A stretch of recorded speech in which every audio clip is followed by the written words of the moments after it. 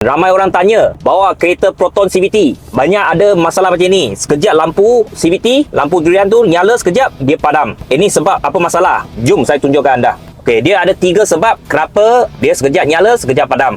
Pertama, tekanan CVT tak stabil.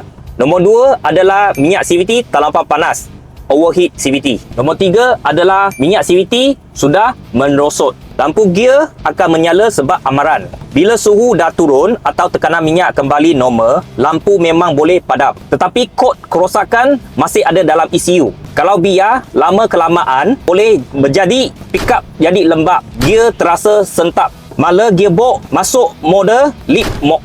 Jadi lampu gear hilang boleh bermaksud masalah dah selesai. Tapi cepat pergi scan kod.